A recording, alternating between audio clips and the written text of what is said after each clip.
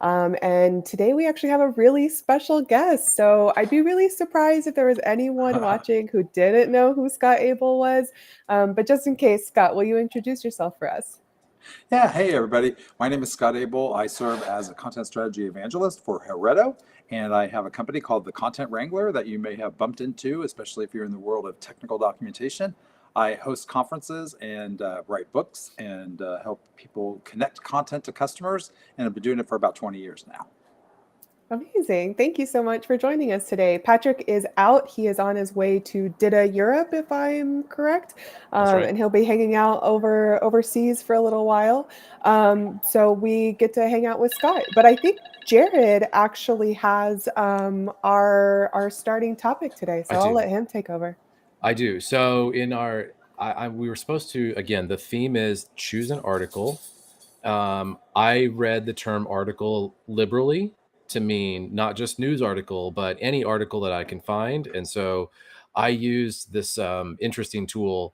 It's called elicit.org, EL, not ILL. EL is important, different spelling. And it's a research AI assistant. So I was like, yeah, I've used it a little bit for my own research, and then I was like, I'm going to put in something about technical communication. I've never looked up any journal articles on technical communication. So I thumbed through a few, and I found one with an interesting title, an interesting abstract. It's called "Technical Communication is a Social Medium." Um, and I am blanking on the author's name. I'm trying to look and see if it's on my screen. It's not right now, but we can we can provide details in LinkedIn for the article. Basically, technical communication is a social medium. I'm not going to give a full summary of the article. It's got way more in it than I could summarize in a few minutes. But there, basically, the idea is that technical communication in the article isn't the same thing that we typically talk about when we talk about technical communication. He's talking about technical communication, like the actual act of doing that in a social setting. Hmm. So communicating technically about something, which is cool. But all of this article, I think I'm gonna make my own conclusions here.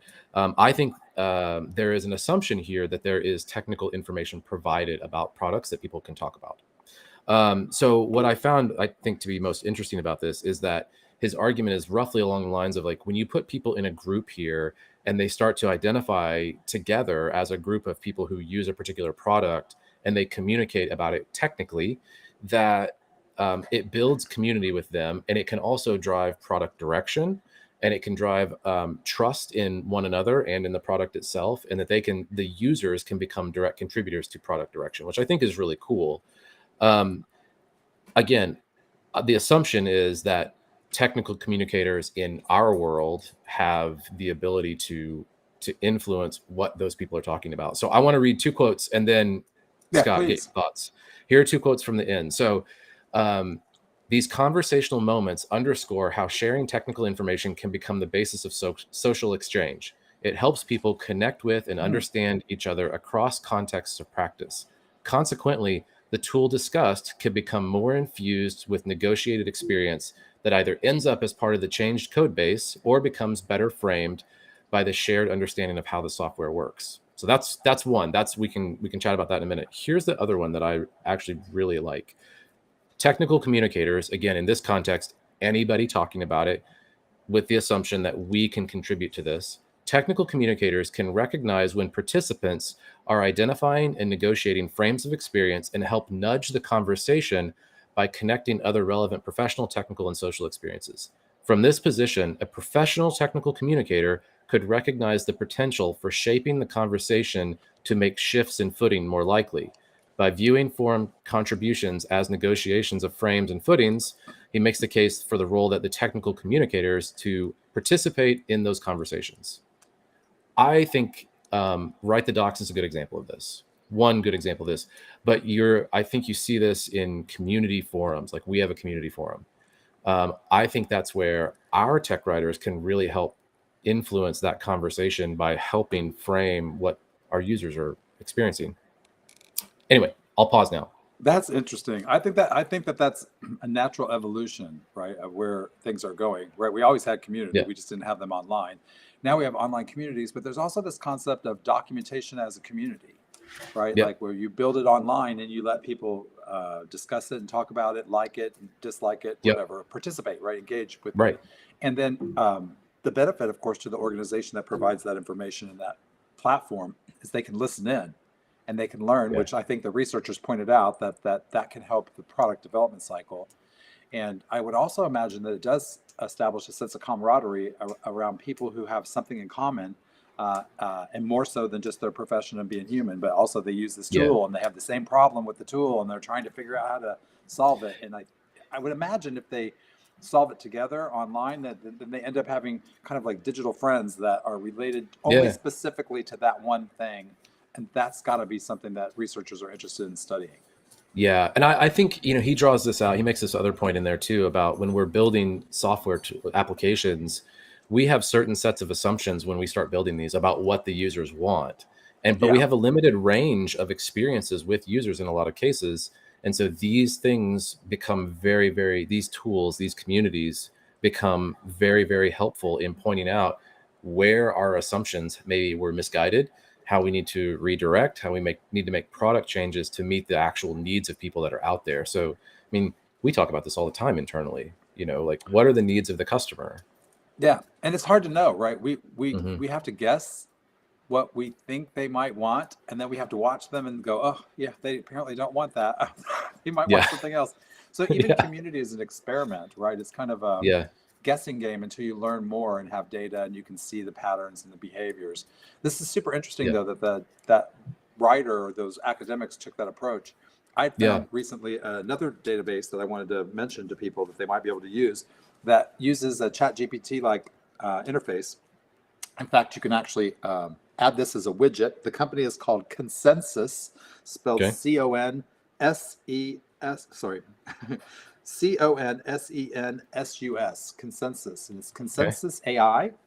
And you can ask questions of research repository, and it will That's go cool. back and find the posts that are most relevant to your query. And then you can push Yep. a button called synthesize, and it will take, like, let's say it found 3 articles on, I don't know, technical documentation and DITA, and it will Yeah. try to parse what the differences are between those 3 and give you kind of a summary to help you understand what's in this found set of content that you have. And if you know anything about medical or academic articles, they can be lengthy and Yep. sometimes girthy, right? Lots of big words and you have to think to process Yep. a lot of this stuff. It's not an easy read sometimes. So having that access is certainly good. Jared, is your tradition that you reach back into your education roots to get into those databases? Because I was I had a Yeah. library science access for years, even after I was out of the university, and that was the only way I knew how to get to those kind of pieces. Yeah. Of Right content. now, using illicit.org was the first time I had really tried it for something non-philosophy, because Mhm. I know where to go to look up philosophy articles and journal Yeah. articles that I want to look for.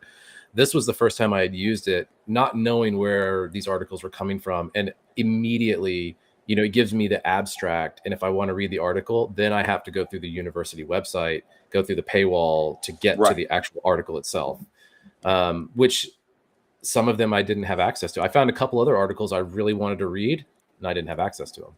Yeah, I had to create like a 2-pronged approach. The first approach was, do I have legitimate access to this through the service that hosts the research? And so for the viewers that are watching, there's a lot of research services, and they act as brokers for this academic research, and they take a piece of the fee for the article as their cut. And we're supposed to pay for that. But a lot of times you can find the same research, not always, but a lot of times, if you just keyword search the web and for the exact name of the paper in quotation marks, and you might be able to find that the professor posted it someplace in a blog or Yeah. on a wiki, and you can get quick access to it if you needed it. But I Yeah. do feel like this is a good thing because it allows industry to be closer to academia, and that's something that academia has wanted to do for a long time, but there's just so many roadblocks in the way. Do you feel like I- that, Jared? Because you're connected with Yeah. academia as well. I am, and I mean, I think, frankly, I wish there was more overlap between. I wish there were more people in industry working directly with academics and vice versa, and specifically academics working with people in industry. I mean, it's Yeah. philosophy is always an ivory tower. It's just by nature kind of like what it is. But I was talking to a friend of mine today. He's a professor. People make fun of me when I call him a professional philosopher, but like, that's what he does. Like, Yeah, of course.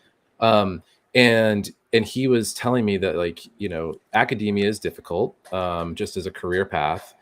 And he was like, what are your thoughts on other avenues? And I was like, man, you're a philosopher and you've spent time in logic. Like, Yeah. you really like knowledge graphs and AI tools would check all the boxes for you for research, for Yeah. conceptually difficult things. And like, there's so much overlap between those. There's no reason that academia and the academic community and the business community can't overlap in lots of ways and really work together. Yeah, we hosted a show, in fact, a couple weeks ago on the Content Wrangler webinar series that Hereto sponsors, which focused on bringing together a practitioner who's well known, Val Swisher, who runs a company called Content Rules. She's been around for a long time helping people with their content challenges. And she partnered with a professor, I want to say at the University of Texas, named Kim Campbell, who's a professor there, who wanted to figure out how do we get closer to business so that she could provide better experiences that will be most closely representative of real world experiences to the students that she's teaching. And she like many academics, struggles with how do I bridge that gap, right, where we need to teach what we need to teach, but then we also need to give them practical applicable skills. And one of the things that they were trying to study was the maturity level of organizations. Are you mature enough to do all these things that consultants say that you should be able to do? And if so, how does that maturity relate to your ability to develop a content strategy and apply it? It was some interesting, research, and to watch the two of them banter with each other and bounce off each other was super cool, because the academic was not constrained by academia. She wanted to know, the real world situation with these companies. And so they studied a group of companies, not companies that either one of them had worked with. They were companies the academics had reached out to and said, would you participate in our research? We realize it'll take a little time and you'll have to pay your people to, share research with us instead of work for a little while. But in the end, you're going to get some knowledge. And they did share that knowledge with the companies that they studied, and apparently they found it to be valuable. So I think this is a good cross-pollination of our industry with academia. Yeah, I mean, I certainly think that like our industry really lends itself to working with academics in a lot of ways. It really does. It helps me. I mean, as a professional consultant and somebody who's asked opinions a lot, I've been finding that these academic papers are loaded with, I guess you would call it, science-informed or evidence-informed decision-making, tools. You can start to, for example, I learned first about the fact that people don't read, right? That they skim, and I'm like, wait a minute, and then I have to go around and tell writers this is a thing, like it's a science thing. It's not a Scott thing. People don't actually read; they scan, and without those journal articles, we wouldn't have known the depth of how much research has been done around this area, so we can make smarter decisions about writing content instead of worrying about telling everything in our story, which we now know people don't read. And so I think that's where where the cross-pollination really needs to happen, because you were just like, I wasn't aware of how much research has actually happened. Yeah, I had no idea. And like when you're on the research side of it, you're like, oh, hey guys, we've been talking about that for 10 years already. Like we've been researching it for 10 years, but there isn't enough cross-pollination in a lot of cases. And can I throw something out just for the people who are watching who might say, wait a minute, the Society for Technical Communication has had an academic peer-reviewed journal for centuries, or maybe not centuries, but decades at least. And that is very much true. But it was also very difficult to get at that content for many people. And they complain that the magazine Intercom, which is more friendly, kind of more populist kind of writing, it's not less academia. That was a problem, right? We couldn't get the academic language to be friendly enough to make people want to read it. And so I think having these interfaces that can reach in and get the content and extract the value is enough to tempt us to start to read the whole paper. And I hope that people start to do that. Yeah, I'm going to try that. I'm going to try that tool that you mentioned, Consensus. And there's a widget with the ChatGPT that you can install the way that you do with the OpenAI tools, and it works really well. It's really nice. You still have the constraints that some of the content is gated, but you can Yeah. quickly learn how to, get around that. I'm going to try it right now. Yeah, I think you should. Awesome. Yeah. And we will link as much as we can. Obviously, we won't be able to link a lot of the articles that we discussed because they're probably gated.